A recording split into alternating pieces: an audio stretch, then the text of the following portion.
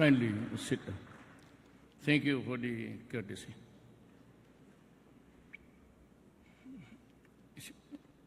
I've been with government for going 40 years. This is my first time to see a ritual of a component of the armed forces na so ritualistic. Isip-isip ko kung pulis ito sa krami, sa labas pa, naubos na yung cake ninyo.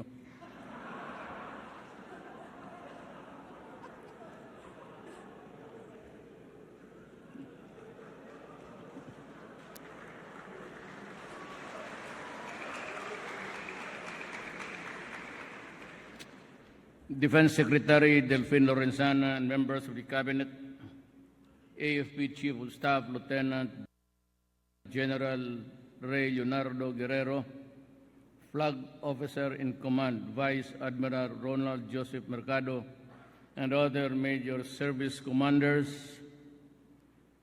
officers, staff, enlisted personnel of the Philippine Marine Corps, 2017 awardees of the 67th anniversary of the Philippine Marine Corps, mga kasama ko sa gobyerno, mga kababayan ko. You know, as always, Malacanang prepares a very short speech. 2 pages lang po, and considering the solemnity of the moment, actually, to honor the soldiers, medyo basahin ko na lang yung last paragraph maya. But let me just air out my sentiments. First of all, I would like to thank the entire armed forces of the Philippines and the Philippine National Police for a job well done in Marawi City. Ayaw man natin, sabi ko nga, ang lolo ko po, anong lola ko rather, Maranao. Kaya sakit man sa loob ko, I had to do it because I have to do it. And if you remember, in the previous 2 weeks or so, I kept on reminding everybody. Actually, it was just a warning, subliminal. Sinasabi ko, do not force me to declare martial law in Mindanao kasi ayaw ko. But pinilit din niyo ako. Well, I have to do my duty for the country.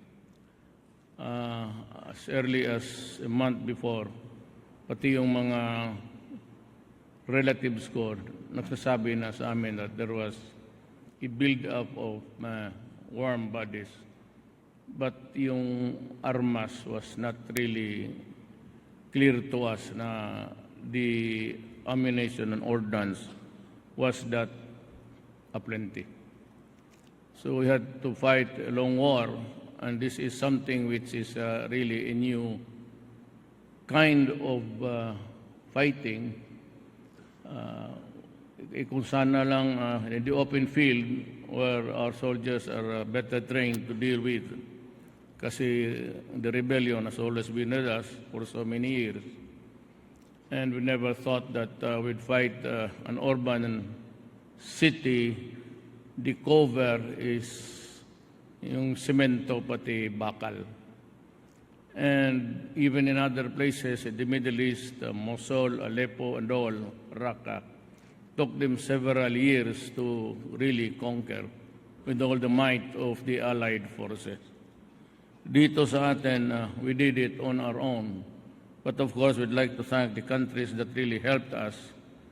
I don't know if they want them remembered or named here, but let me just, well,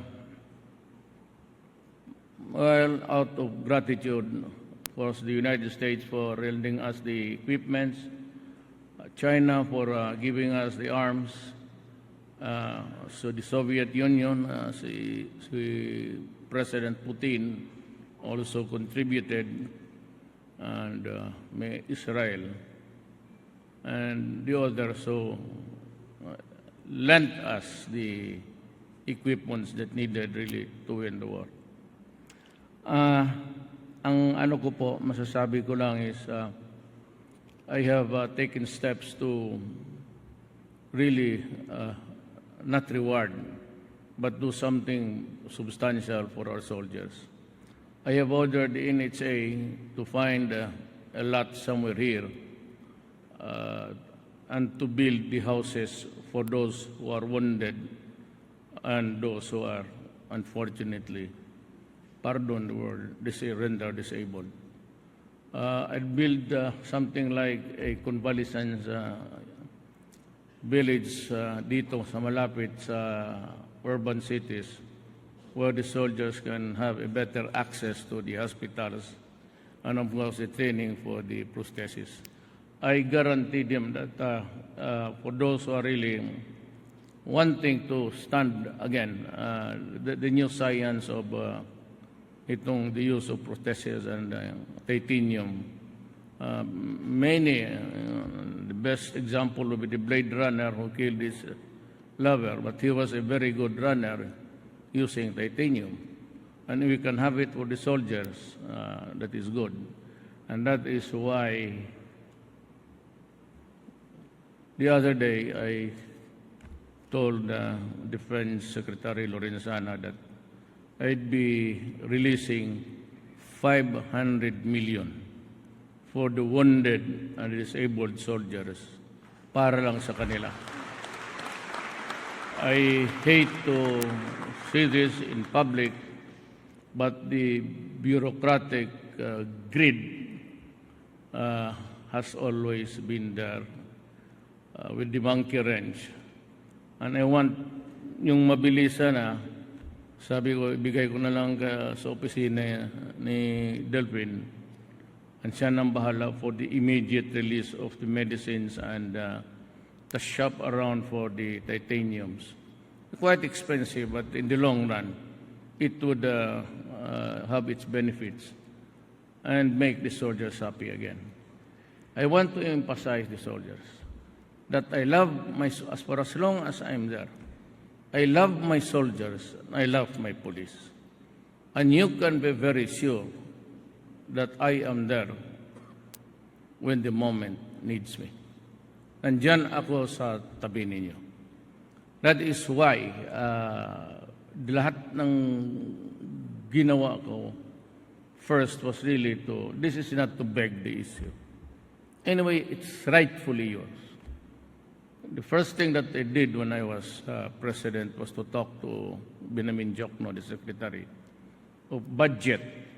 Sinabi ko, I want the soldiers' pay doubled. And he agreed with me, pero hindi pala talaga you pull up a certain grade in parity. It has to be lesser. But that's the law. I said, well, okay, but I want it increased by leaps and bounds. And so, January, all of the soldiers of the armed forces of the Philippines, Philippine National Police, BGMP, yung mga bumbero will have an increase, almost double their salaries. And I decided on this, long time ago. Marawi was just a distant star, but there was this warning. And if you guys would kindly remember, not really your fault, but during the first command conference, we had a very serious discussion of the law and order situation in the country. And we are almost done, and we're about to dismissal time, I sabi ko, maupo muna kayo sandali because I think we have forgotten the most important thing that we have to consider now. And I said that I see the darkening clouds of terrorism coming our way. And on the dot, talagang pumasok. Mabutit na lang, we had a fair warning, and we're able to, as a matter of fact, prepare for this. Intelligence committee was doing its work, but over time we just ignored the lawlessness in Marawi. Parang the local officials, sad to say, really were not doing their duty. And some of them, again, which makes me sad, is that most of them were into the shabu business. And that is why I know that part of the terrorism there were funded by arms because of the earnings were that huge, and they were able to buy almost everything.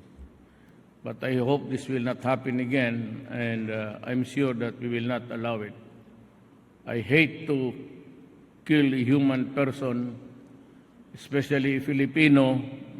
Masakit yan sa akin. But we'll just have to pray that everything will, will have a smooth sailing. There will never be the storms that would put the ship of state in danger again. But may I say to you that we have to prepare for the next. It's going to come somewhere, somehow, and we have to be prepared for this. In my time, I told the Defense Department that I will not buy any second-hand equipment or whatever weapons that we need. Either we buy it or we don't. Yung bago talaga na mga baril. There was this order by us in America. Bilisan na tayo ng 23,000 M4s. Tuto yung 5.56, but nabara sa U.S. Congress.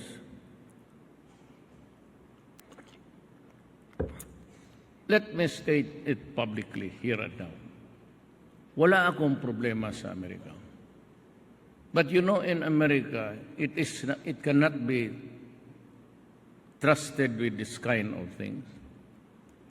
Because the president, despite his enormous powers, just like the Philippine Constitution, Congress almost seems to have a parity in the powers. And they can derail. Kagaya nung ginawa natin, we were expecting it. Si John De La Rosa was hoping that it would come. Kasi sabi ko yung warning. But you know, when these members of Congress talked about it and started to make a raucous out of, importation here because of the human rights conditions, it got stalled. So I was compelled to shop around. And China was really very unkind and to a fault sa atin and give us the additional firearms and the sniping rifles. Dumating yung kay President Putin, so nagpapagpasalamat tayo sa kanila. So that the next round of orders would really be either Israel or sa Russia. And we have the new ones, and we even have the new trucks. And I know they're durable because at one time the city of Davao, when I was mayor for 22 years, nagbili kami ng Russian-made na jeep. And it really lasted the money's worth. Talagang matibay. Those made in Russia. Sabi ko, kung mahirapan tayo dito, I'm not saying this with contempt. We remain to be the best of friends with America. Most of you, pagkatapos niyan, or some of you went to schooling in America. And I do not blame you if your sentiments really remain with the power who helped us for the longest time. But the change of the situation now, and even the geography. The geography of the world is really changing. I just hope that Korea would have the sense and to avoid it, because whether we like it or not, we remain to be friends, courteous. If I were to insist on our arbitral claim as demanded by some of the justices, I would run afoul with everything else. Because China is not only the power that is claiming a part of the China Sea. Taiwan has a claim, and it overlaps the northern part of the country, yung ating economic zones. And Vietnam has another idea of what is his or her. And Malaysia, and they will start really to pile up. Instead of just facing one, I'd be facing many. Kaya kung magka-concessions given or conceded, the other countries who are also claimants in the same area will start to assert. Yan ang problema ko. It's really the changing geopolitics. And the islands there are being developed with batteries. And almost yan. Ang sinabi ko na naman kay Mr. Xi Jinping, we will not give up our claim sa pag-asa pati yung the nearby islands that we have occupied already. Small islands. Sabi niya na we will not, and this assurance he gave to the Foreign Secretary, na hindi niya gawin. He will not build something that is Scarborough Shoal. I just hope that he would honor it, because it will change the entire geography of the world. And if the war starts, I don't know what would be the next geographical division of Asia.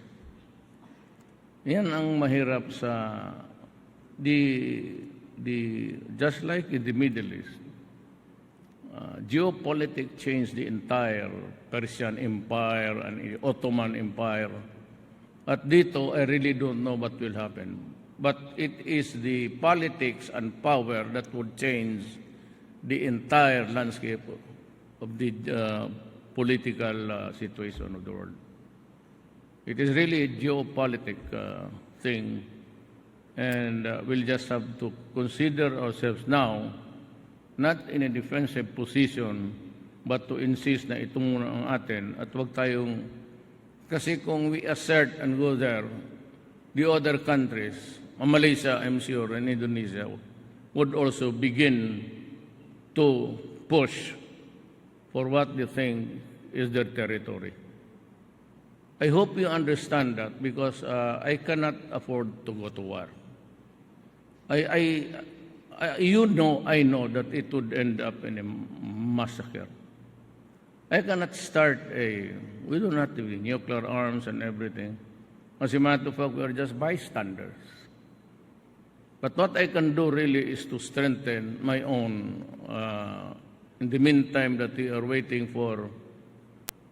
I am tempted to tell you something of my theory, but I'm going to APIC tomorrow, and we have the bilaterals. But I'm sure, I think some of the military men will go there. It would be at that time that I'd be frank with China also. I know where she's going, the direction, and laro ito ng geopolitics. Sabi ko, it would change the entire landscape of Southeast Asia if something goes wrong. But you'll have to trust me na pupunta ako doon, but I will assert something, and that is our inherent right to one day really put a stake to what we think is ours. It is not the time to do it because the world is aflame. Korea is posturing. I don't know if it's really an honest to goodness intention to go to war if they are on the losing end, or it is just, And while we were looking the other way around, so, things got changed here.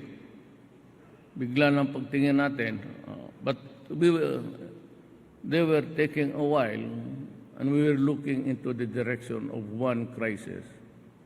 But when we started to scan, we found out that something has changed.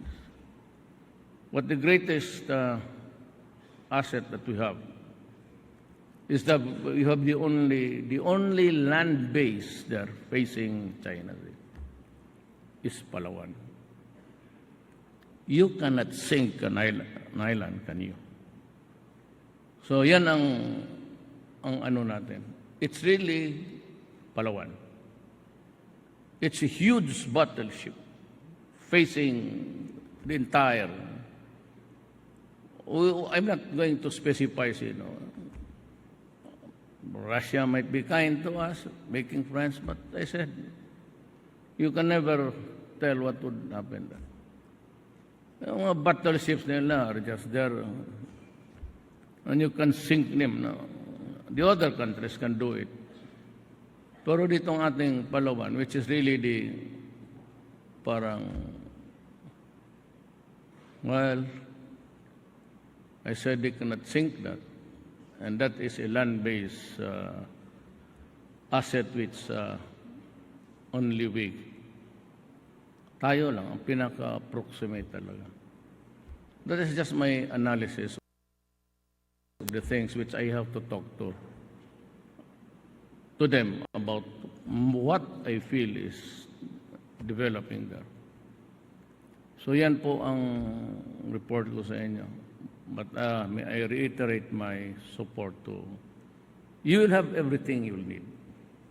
Sabi ko, at no other time, hindi ako nagyayabang, at no other time na armed forces makuha nila ang gusto nila.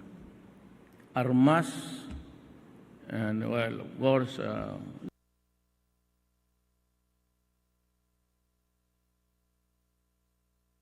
lahat, the intelligence equipment, buy them, whatever I can get hands on that I think is,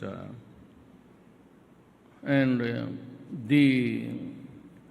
our soldiers who are there suffering will have the mitigations of treatment and everything. He said it's gonna be hindi ako papayag yung mga plastic na cast. I need good legs for them to walk again. The titaniums and whatever's available in the market. I can assure you that you will have the best. I intend to, not for my use. I don't need it. I'm just a passing official dito. Just like you, but shorter yung amin. It's just years. Dumadaan lang kami sa opisina na yan. But I hope to build a strong armed forces, yet, and a strong police. When I don't care about the violations o yung human rights, hindi naman, kita mo sila hanggang nagde-demonstrate, wala naman ako, I have distanced myself. I have not even talked to Director General Aquino for the longest time. Wala, ayaw ko na. Sabi ko, sige. Whether it succeeds or fails, well, the day of reckoning will come. It's undermanned, and we have many expenses to meet, challenges to answer. So, kung tama na yan sa kanila, because that is what they want, well, okay. We can have the reckoning maybe years to come. Sabihin ko, sinabi ko sa inyo.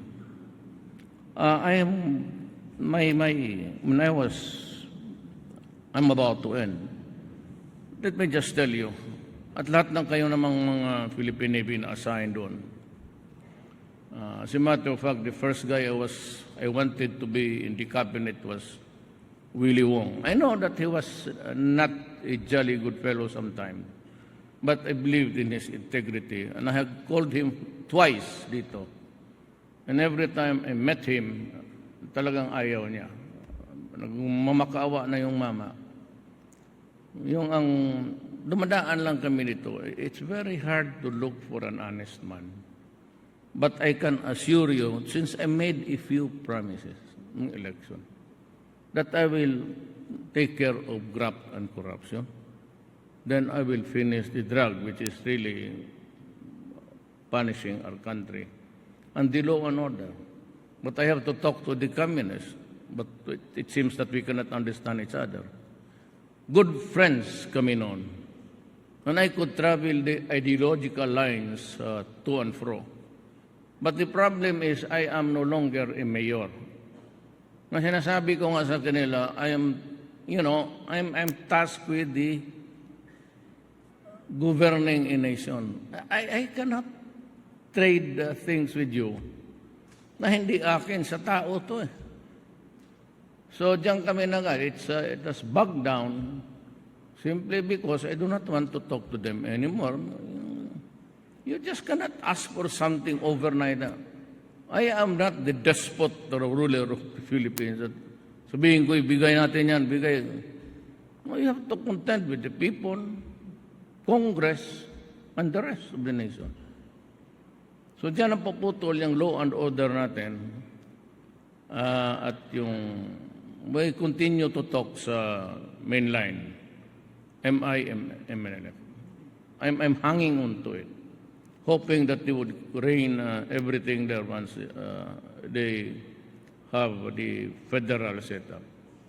Let me just be frank with you. I'm from Mindanao. I am not threatening you. I am supposed to be the one encouraging you. But itong sa Mindanao, something has got to give there. Otherwise, even if you ask yung mga native, General De La Rosa is from Mindanao. He knows na magkagulo talaga. So we have to have somebody with us to fight terrorism. Because if they combine, we will have a hard time. If the one that the dream that they are asking cannot be realized, and they will call for a unified stand regarding Mindanao, mahirapan ho tayo. So I said, something has got to give there. If you do not want a federal setup, fine with me. Wala akong problema. We can remain the unitary type, which is not good. But you have to reconfigure Mindanao. We have to do it. Because if we don't, I said, the drawback is there might be a serious trouble. I'm trying to ginagawa ko na ang lahat magawa ko to face these problems. Every night I ponder on how I would go about governing the country. But you can be very sure that uppermost of, or almost of my thoughts would be to protect the Republic of the Philippines. My duty is to protect the people and preserve our country known as the Republic of the Philippines. Maraming salamat po.